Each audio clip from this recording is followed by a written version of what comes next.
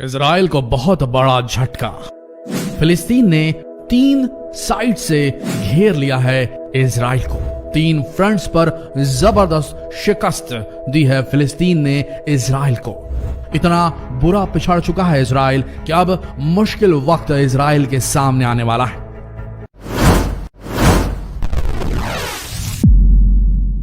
Benjamin Netanyahu, Israel के वो leader जिनके ऊपर करप्शन के कई चार्जेस थे, जिनका पॉलिटिकल करियर अभी खत्म ही होने वाला था क्योंकि चुनाव में उन्हें जबरदस्त टक्कर मिलने वाली थी।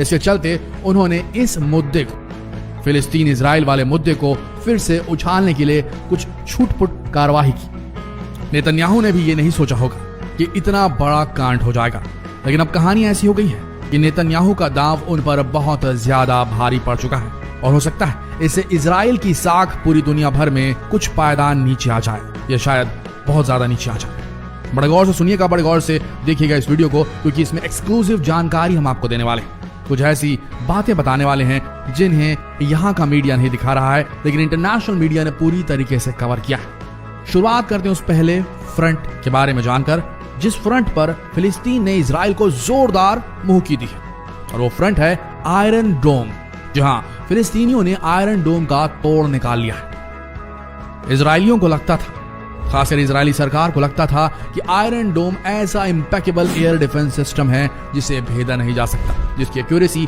90% है। यानी कि अगर 100 रॉकेट या 100 मिसाइलें उसके एयर स्पेस रीजन में कोई फायर करता है, उसके हवाई क्षेत्र में अंदर घुसते ही 100 में से 90 एयर थ्रेट्स को, मिसाइल्स हो, रॉकेट्स हो, या फिर कोई एयरक्राफ्ट हो दुश्मन का, या फिर कोई यूएवी हो, अनमैन्ड एरियल व्हीकल हो, उसे भी ये हवा में तबाह कर सकता है। यानी कि 100 में से 90 निपटा सकता था।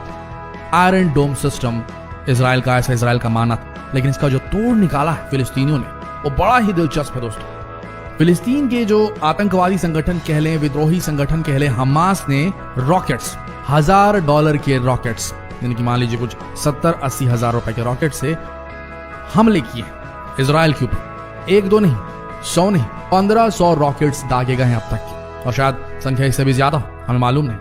इतने सारे रॉकेट्स दागने की वजह से जो आयरन डोम सिस्टम है, एयर डिफेंस सिस्टम इजराइल का, उसका सैचुरेशन पॉइंट हिट हो गया है और अब वो अच्छी तरीके से ऑपरेट नहीं कर पा रहा है, जिसकी वजह से जो 10% जो मार्जिन बचती थी, वो रॉकेट्स नीचे गिर रहे हैं इजराइल की धरती पर, और वहां नुकसान हो रहा है। देखिए, किसी भी प्रकार का नुकसान, जान का, बच्चे किसी भी देश के मरे, चाहे इजराइल के मरे, चाहे फिलिस्तीन के मरे, दुख होना चाहिए, क्योंकि दुनिया इंसानियत पे टिकी हुई है। धर्म नहीं बचा सकते इस दुनिया को। धर्म ने सिर्फ इस दुनिया को डाला है तो सिर्फ वायलेंस की आग में झोंका है और कुछ नहीं किया। ये कहते हुए हमें बिल्कुल शर्म नहीं आ रही, धर्म नहीं बचा सकता इस दुनिया को। धर्म के चलते ही पूरी दुनिया तबाह होने वाली है। आज हम देख रहे हैं ट्विटर पे ट्रेंड हो रहा है, India stands with Israel, India stands with फिलिस्तीन। पूरी दुनिया में यही ट्रेंड चल रहा है। हर देश में इस किस्म की ट्रेंडिंग टॉपिक्स आ रही हैं। कोई देश चाहता है कि वो इजराइल की सपोर्ट करे, कोई देश चाहता है कि फिलिस्तीन में मर रहे बच्चों की मदद की जाए। तो ये अजीब और गरीब एक सिचुएशन क्रिएट हो गई है, सिर्फ इसलिए क्योंकि एक छोटे से धरती के टुकड़े पर 3 धर्मों का उद्भव हुआ। यानी कि समझ लीजिए 3 धर्म वहां पर हैं। एक वो जो मोसेस को मानता है, मूसा को मानता है, यानी कि ज्यूश, जुडाइज्म। एक वो जो ईसा को मानता है, मसीहा को मानता है, जीसस क्राइस्ट को मानता है, यानी कि क्रिश्चियंस। और एक वो जो प्रोफेट मोहम्मद, पैगंबर मोहम्मद को मानता है, यानी कि इस्लाम। इन तीनों के बीच ऐसा टसल चल रहा है, इसमें क्रिश्चियंस तो भी न्यूट्रल है, लेकिन इस्लामिक्स और जो जूइश हैं, इनके बीच में जो टसल चल रहा है, इसके चलते पूरी दुनिया 2 फाड़ हो गई है। अब बेमतलब इनकी वायलेंस की आग में अपने आप को बांटने पर तुल गई है। तो धर्म कभी बचा नहीं सकता, धर्म से होगा सिर्फ वायलेंस, ऐसा समझ में आया है। इतिहास भी गवाह है इस बात को लेकर के। लेकिन सबसे बड़ी बात, वापस टॉपिक पे आते हैं। फिलिस्तीनियों ने $1000 के रॉकेट्स 1500 दाग चुके हैं। तो आप समझ सकते हैं $1000 यानी कि 70 से 80 हजार रुपए। लेकिन एक रॉकेट जो फिलिस्तीनी यहां से दाग रहे हैं इजराइल पर, उस रॉकेट को न्यूट्रलाइज करने के लिए, हवा में खत्म करने के लिए तामीर मिसाइल्स का इस्तेमाल करना होता है, जो आयरन डोम एयर डिफेंस सिस्टम है इजराइल का उसे। और एक तामीर मिसाइल की कीमत जानते हैं आप कितनी है?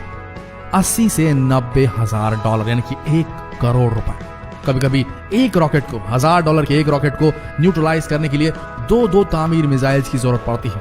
जिससे होता क्या, 2 करोड़ एक 70-80 हजार के रॉकेट को डिस्ट्रॉय करने के लिए। अब होगा क्या, इतने सारे रॉकेट्स अगर लगातार फिलिस्तीन लॉन्च करेगा इजराइल की हवाई सीमा में, तो होगा क्या, बहुत ज्यादा आर्थिक नुकसान हो रहा है इजराइल को।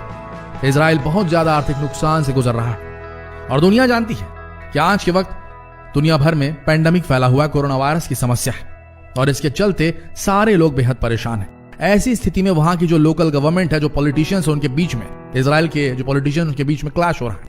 ये नेतन्याहू ये क्या कर रहे हैं? ये किस किस्म की राजनीति कर रहे हैं? ये इनके चलते देश को इतना ज्यादा आर्थिक नुकसान हो रहा है। वो चाहते पीस ट्रीटी करके इन क्लैशेस से बच सकते थे। देखिए, इतना मुश्किल है वहां का मैप इजराइल और फिलिस्तीन को उसे समझना कि आप पागल हो जाएंगे। ये ऐसा है कि एक कंट्री है, उसके अंदर 100 छोटे छोटे टुकड़ों में 2 अलग अलग कंट्रियां एग्जिस्ट कर रही हैं। ये कैसे संभव हो सकता है? और इस बीच इनके बीच चलते हुए ये क्लैशेस, लगातार लोग मारे जा रहे हैं दोनों तरफ से और बेहद नुकसान हो रहा है। ऐसा होना बेहद मुश्किल है। इस तरीके से संभव नहीं है। जब तक कि पीस नहीं आएगा उस क्षेत्र में, तब तक कि लगातार लड़ाइयां होती रहेंगी, इस तरीके के लोग मारे जाते रहेंगे और पूरी दुनिया को बार बार बीच बचाव खिलाना पड़ेगा, जो कि संभव नहीं है। अभी कोई देश दुनिया का नहीं चाहता कि वो वर्ल्ड वॉर में अपने आप को झोंक दे। सब चाहेंगे कि भैया नेतन्याहू जी आप चुप बैठ जाइए, ये लड़ाई करना बंद कीजिए, पीस कायम कीजिए। छोटी सी कंट्री फिलिस्तीन, उसको मारने के लिए आप इतने सारे मिसाइल्स वहां मत छोड़िए।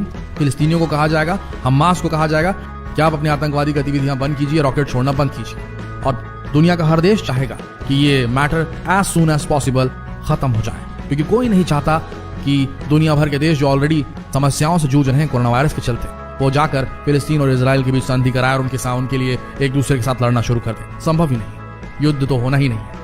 इसीलिए झुकना पड़ेगा नेतन्याहू को और हमास को और पीस ट्रीटी कायम करनी पड़ेगी। तो इस तरीके से जबरदस्त आर्थिक नुकसान पहुंचा रहे हैं फिलिस्तीन वाले। आयरन डोम की क्षमता को लगभग सैचुरेट कर दिया है। 100 में से 90 अगर रोक सकता है इजराइल का आयरन डोम सिस्टम, तो फिलिस्तीन 150 रॉकेट्स फायर कर रहा है। इससे जो आयरन डोम सिस्टम का सैचुरेशन पॉइंट है वो रीच हो रहा है और रॉकेट्स गिर रहे हैं इजराइल में भी। साथ ही सबसे बड़ी समस्या आर्थिक नुकसान, जिससे वहां के पॉलिटिशियन के बीच में 2 फाड़ हो गए कि ये युद्ध कंटिन्यू रखें कि इसे रोक दें।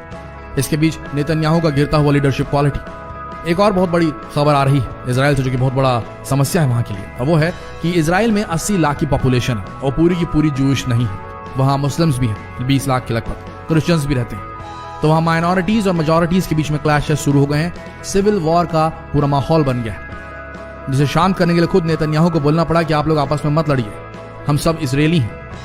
तो अब हो ये रहा है कि नेतन्याहू को न सिर्फ फिलिस्तीनी हमास से लड़ाई करनी पड़ रही है, बल्कि अपने देश के अंदर खुद सिविल वॉर को कंट्रोल करना पड़ रहा है। वहां लिंचिंग हो रही है, लोगों को मारा जा रहा है, मेजॉरिटी माइनॉरिटीज के बीच में क्लैशेस हो रहे हैं। तो लॉ एंड ऑर्डर पूरी तरीके से ध्वस्त हो चुका है। तीसरी बड़ी समस्या तीसरे फ्रंट पे जहां पर फिलिस्तीन ने मात दे दी है इजराइल को, और वो है सबसे बड़ा एलाई जो इजराइल का था, अमेरिका, जो सबसे बड़ी फंडिंग देता था। वहां की गद्दी पर अभी बैठे हुए हैं जो बाइडेन अमेरिका में। जो बाइडेन की जो पार्टी है उसके जो मेंबर्स हैं वो 2 फाड़ हो चुके हैं। सबकी विचारधारा अलग अलग हो चुकी है। एक भाग कहता है कि एज सून एज पॉसिबल, जितनी जल्दी हो सके, इजराइल को फंडिंग देना बंद करे अमेरिका, क्योंकि इजराइल लगातार छोटी सी गाजा पट्टी पर, गाजी स्ट्रिप पर और फिलिस्तीन पर लगातार हमले कर रहा है। लोग मर रहे हैं, बेसहारा कर दिया उन्होंने वहां के लोगों को। हम नहीं चाहते कि हमारा देश ऐसे किसी देश को फंडिंग दे, ऐसा कहना है अमेरिकी लीडर्स का, पॉलिटिशियंस का। हम नहीं चाहते कि किसी ऐसे देश को फंडिंग दे जो रात में सोते हुए बच्चों पर हमला करता है।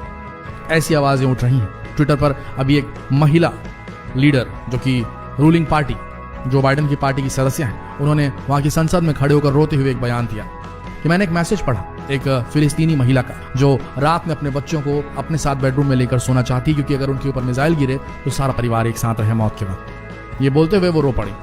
और माहौल कुछ ऐसा चल रहा है कि शायद अमेरिका इस बार इजराइल से पल्ला झाड़ ले, और इजराइल तीनों फ्रंट पे अभी घायल हो गया है। फ्रंट नंबर 1 आयरन डोम, जिसके सैचुरेशन को हिट कर दिया गया, जिससे जबरदस्त नुकसान हो रहा है आर्थिक इजराइल को। नंबर 2 सिविल वॉर, जो इजराइल को फेस करनी पड़ रही है अपने देश के अंदर। नंबर 3 उसके एलाइज कम हो रहे हैं, और पूरी दुनिया इस वक्त पैंडेमिक के वक्त युद्ध के फिराक में तो बिल्कुल नहीं है।